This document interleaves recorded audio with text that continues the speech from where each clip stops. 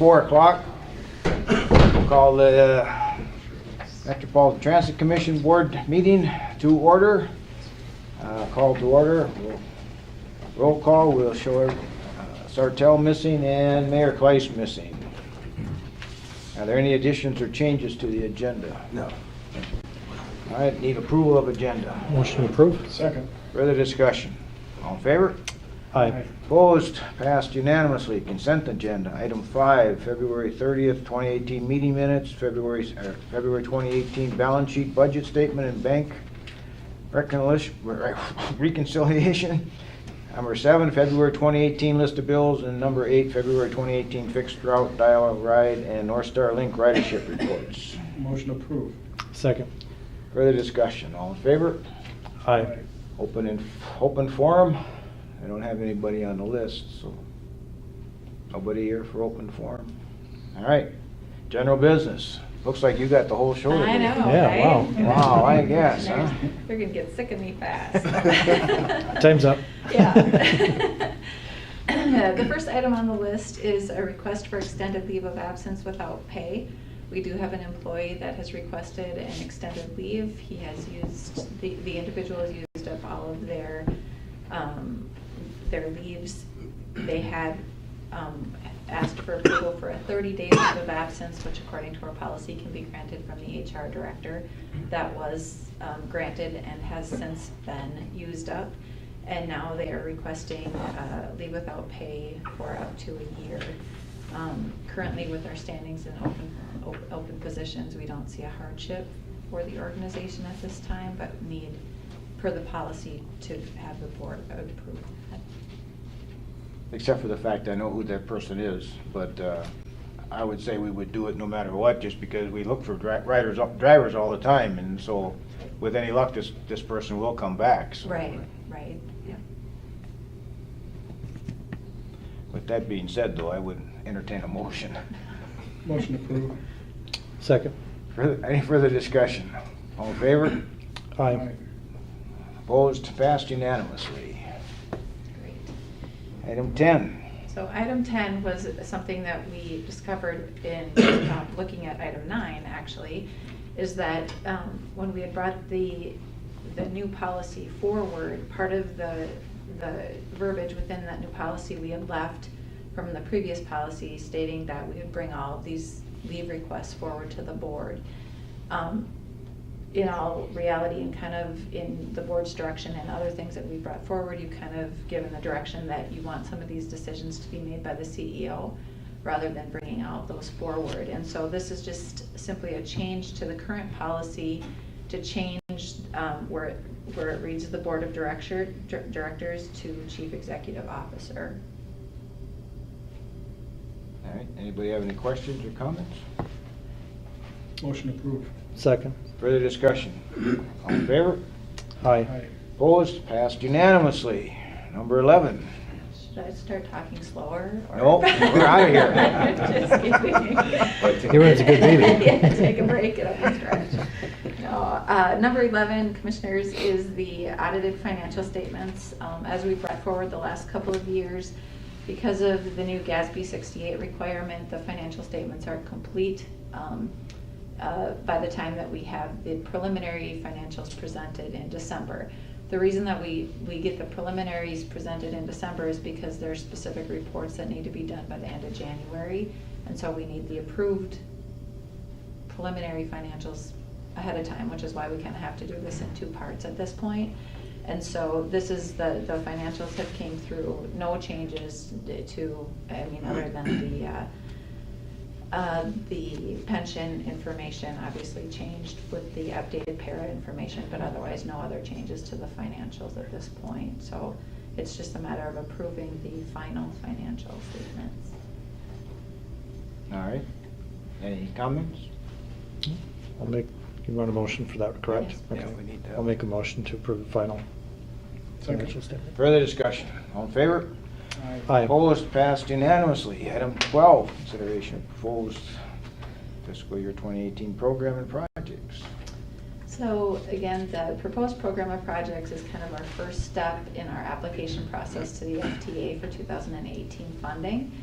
So this has to be published and open for public comment, and we have it through April 30th. So this is based on the appropriations that we've been notified through the FTA that they're planning on giving us. So we have to kind of go through this process in order to make sure that we're all kind of on the same page. So again, this would go through April 30th, and if we don't get any public comment, then we would bring it forward in May for final approval. All right. Any comments, questions? Nope. You two guys got the first and the seconds all day long. We need Do we need? Yeah, this one needs to be. Oh, it does? Oh, motion okay. approved. All right, second. Further discussion, all in favor? Opposed? Passed unanimously. I This is love confusing This is today. great. Item 13, department updates. Well, I think I'm gonna add a bullet point. for Hang on a second, how did you get increased this one? full-time staff. Approved, and we're out of here, right? Good afternoon. I was asked to come and kind of give you an update and overview on mobility and community outreach and the mobility training center downtown. So I did provided some information. Make sure you ask if you have any questions. I'll kind of touch on each of these quickly. The Mobility Training Center is open Monday through Friday from 9 until 3. Last year we had over 2,000 visitors stop in, asking questions about our services, dial-a-ride, travel training. We've also hosted some open house events, the art crawl.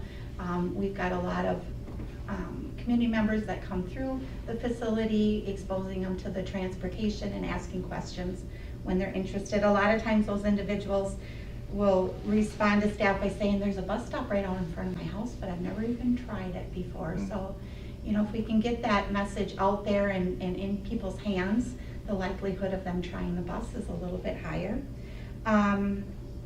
We also do, in the summertime, the YouGo free bus passes are distributed there, and also the online bus sales and bus passes have also come down to the Mobility Training Center staff. It's been a nice switch that was taken from Libby from the finance. We work real closely with the agencies and the individuals receiving those passes, so a lot of times there's question from the social worker as to what service is best for that individual, and it just kind of eliminates a little bit of a step that they can come directly to us now. So that's been a good move. Employees, we've got 2 full-time, 1 part-time staff, and 3 very part-time. Our 2 part-time staff at 20 hours a week are Sineb and Sophia, and they primarily work with our Somali population in our community. However, our trainings are such that they also go out and work with all individuals throughout the community. We stay busy. It kind of looks like we've got a number of staff, but it's the part-time, so we don't have enough. But we do what we can.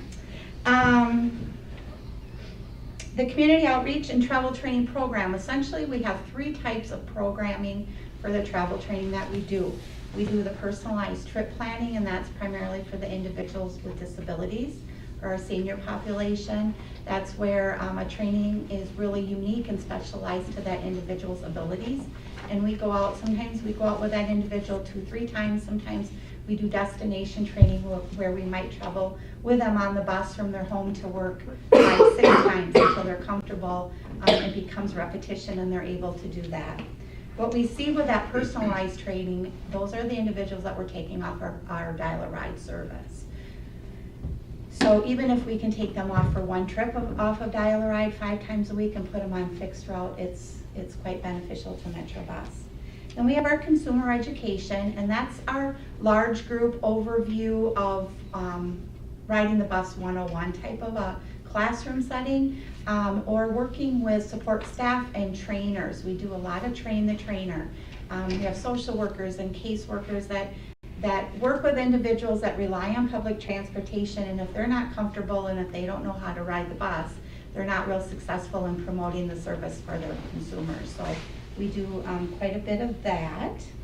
And then the route familiarization is for an individual that knows how to ride the bus to certain destinations, but they're new enough to the community that they need us to go out and familiarize them with another route and where that bus stop is along the route for their destination.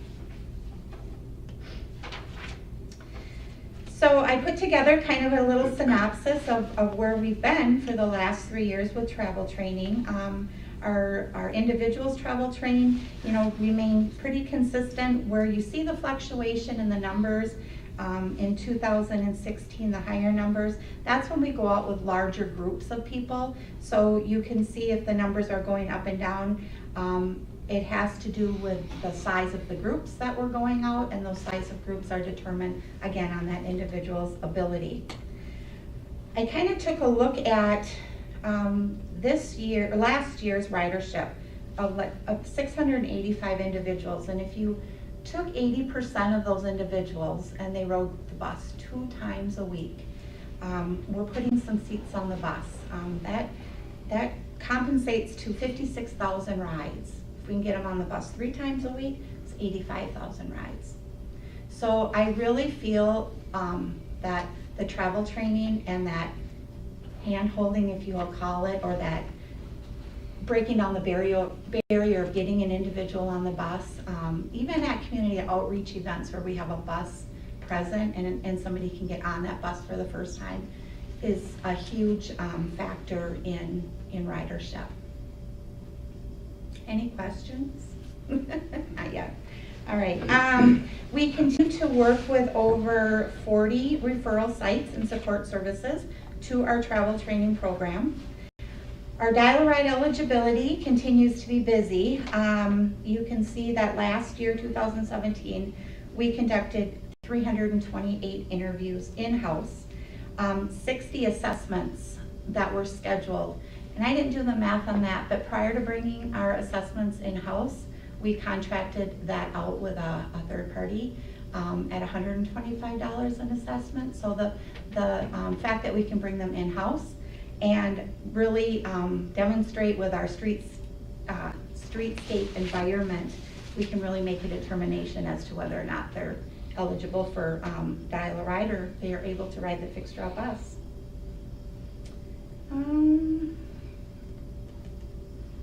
Any questions? Anybody?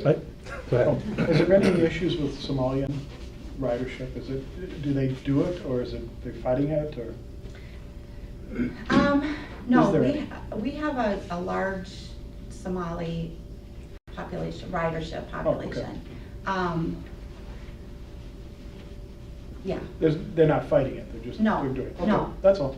When, I, probably 7 years ago, I worked with the Somali elders and being newer to the community and riding the bus, and it was quite comical because we would go out and we would get back and they didn't know much English, but we would get back and Honda, they wanted their Honda. But over the years and transition, we have found too with St. Evan Sophia and the amount of travel training that we have done in that community, it's very well received. Mhm. All right, anything else? I had a quick question. So when you say you reached it was almost 2,200 visitors, that's just visitors in the door. That's not including your outreach and all the other training you're doing, right? Correct. Okay. Or That's a the lot. interviews coming in or things Okay. like that, yeah. That's a lot. Yeah, that is a lot for downtown. I think. Yeah. Yeah. Halfway Park, right? Well, I'd say that's Way Park Plus. Party part of Sauk Rapids. Yeah. Yeah. All right, anything else? All right, thanks. Thanks. Anybody got anything else? Yeah, I have one introduction. I'd like to introduce Doug Dieterson. He's our new planning manager. His first day of employment at Metrobus is March 5th.